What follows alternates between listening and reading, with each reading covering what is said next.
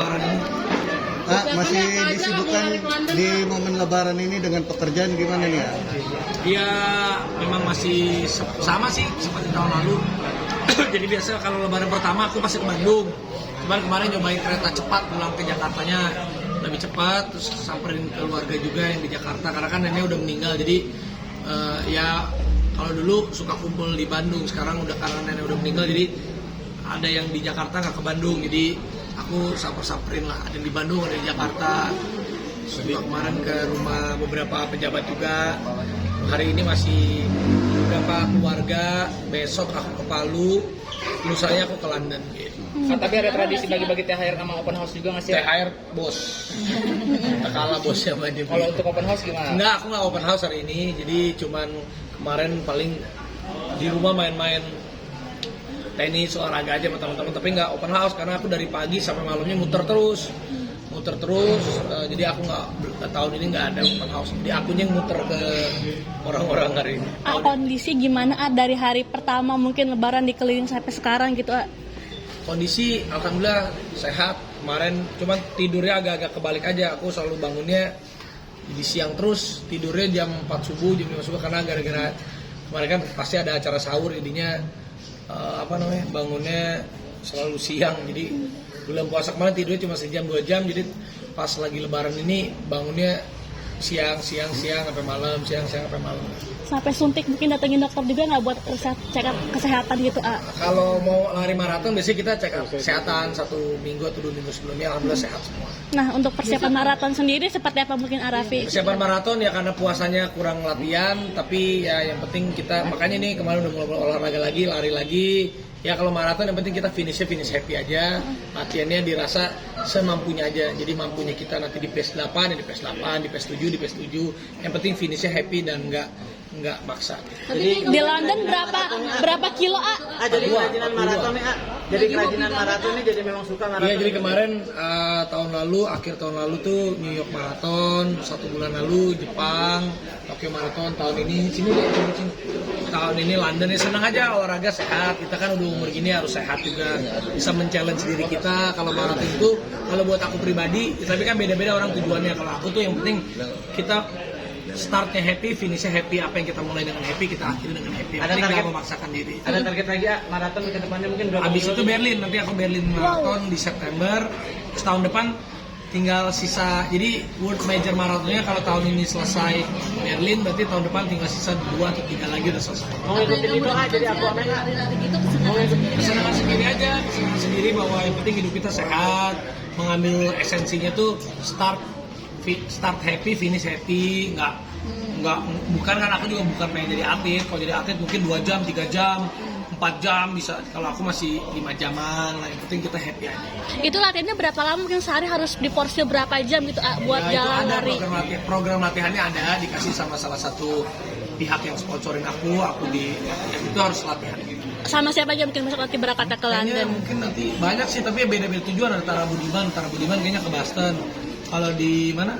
Kalau aku di London ada Daniel, ada Febri Rastanti, ada Usi kayaknya, terus ada siapa lagi ya, banyak ya. Boyong Kak Gigi sama anak-anak juga kan nanti. Makanya sekarang aku silaturahmi dulu, ngecek restoran dulu.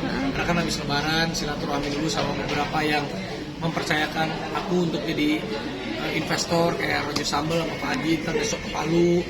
Karena kan kalau aku bisnis itu kalau kayak Roger Sambel gini, investnya yang kenal dekat-dekat aja, karena nggak yang aku buka buat inilah, yang penting dekat-dekat aja. Berarti ke Palu pun rame gimana sih, melihat ini rame? Ya alhamdulillah, yang namanya restoran itu pasti kan ada naik turun, tapi harus kita jaga komunikasi. Kayak Pak Haji ini, untungnya kalau Pak Haji ini beliau ini hands on banget.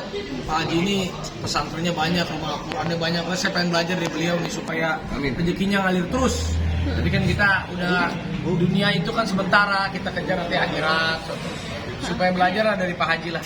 ke Palu. Itu bukan kayak harta aja, tapi kayak ilmu, kayak manfaat, kayak semuanya. Raffi ke Palu pun nanti mau buka bisnis yang baru. Ya, Rojo Sambal kita kebetulan ada di Palu. Sudah buka sebenarnya dari awal tahun lalu. Dari akhir tahun lalu, akhir tahun awal tahun lah. Cuman aku belum sempetin ke sana. Aku silaturahmi juga sama salah satu ownernya juga teman baik aku lah.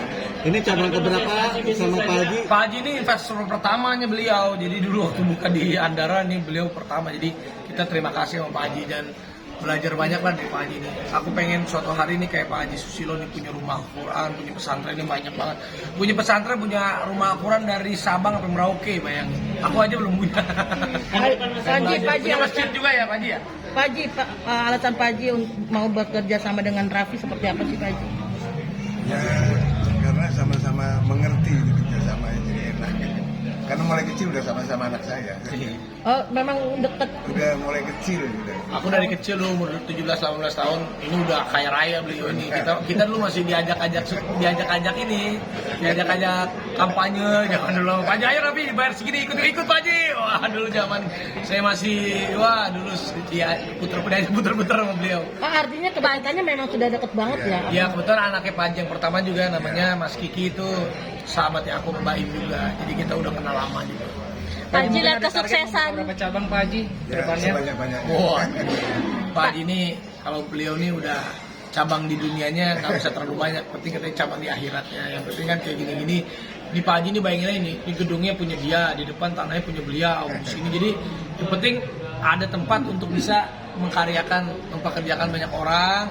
Yang penting usahanya berkah, mau 1.000, mau 100.000, mau 1 juta, yang penting berkah, jujur, ikhlas, itu yang paling penting kan. Ngeliat sosok Raffi sekarang udah sukses seperti ini, gimana Pak Haji mungkin? Dari dulu dibawa-bawa sama Pak Haji, sekarang alhamdulillah udah sukses gitu Pak Haji. Ya, biasa aja. Dari dulu modelnya juga begini, nggak ada berubah. Gimana Pak Haji emang modelnya? Ya masih Ya, seperti udah, begini. ini udah mulai jenggotan. Ada kenangan gak sih Pak Haji sama Raffi waktu dulu? Ya kenangannya sama aja. Makannya juga sama. Makanya. Pak Haji hebat, beliau tuh hebat. Dulu aku masih mobilnya Visto, beliau udah Jaguar. Jaguarnya banyak. Tapi ya hebat nih, sederhana, tetap begini ya. Mudah-mudahan aku panjang umur juga nih kayak Pak Haji, umur 70 insya Allah panjang umur Pak Haji ya. Masih bisa kayak begini bisa hebat. Raffi buat tanya, ini lagi heboh kemarin, barusan Raffi posting Lili, bayi Lili itu iya. siapa sih Raffi mungkin kalau boleh Nanti tahu? Lili kita ceritainnya nanti aja biar si Lili itu ini Pak Haji, ini ada bayi.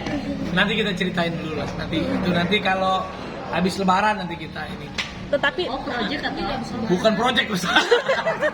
endorse buat dia. Bukan. Nanti kita ceritain habis Lebaran. ada yang bilang diangkat gitu sama bisa di yayasan gitu yang penting Raffi. niatnya baik aja. Yang penting niatnya baik. Mudah-mudahan Lili namanya juga kita kasih nama. Kemarin aku yang azanin juga.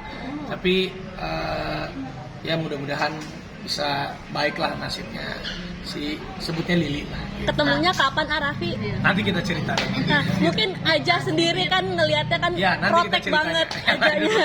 Kalau sedikit kamu masih Ya. dikait-kaitkan dengan yang sekarang kan 271 triliun. Ya itu kalau aku dikait-kaitan dulu pencucian uang begini ya, namanya juga itu berita-berita hoax, nanti hilang sendirilah. Capek juga kita kalau Iya, capeknya sebenarnya maksudnya kamu kan bekerja dengan baik gitu, tapi kamu selalu dikait-kaitin gitu. ya kita sabar-sabar aja lah kalau di berita-berita gitu. Aku tuh malas klarifikasi, penting kan nanti kalau misalnya tidak terbukti kan hilang sendiri. Tapi kadang kalau yang waktu terakhir itu kayak apa ya, kalau udah keterlaluan biasanya aku udah ada Bang Hotman juga, Bang Hotman waktu itu, ayo mau dibantu nggak? Kita klarifikasi. Kalau tidak benar ceritanya, tidak benar beritanya, iya Bang, bantu klarifikasi. Karena kalau aku tuh urusan-urusan kayak gini suka malas juga gitu. Kalau jadi beritanya jadi kemana-mana kan, yang paling penting kita udahlah kalau halnya nggak benar kan tiba hilang sendiri. Tapi dikait-kaitin sama Sandra Dewi sama suaminya gitu gimana Raffi? Aku juga nggak ngerti itu orang dikait-kaitin. Biasa lah itu. Iya. Ya, kita makan dulu ya. Raffi minta foto dulu, boleh foto? Ayo foto apa lagi?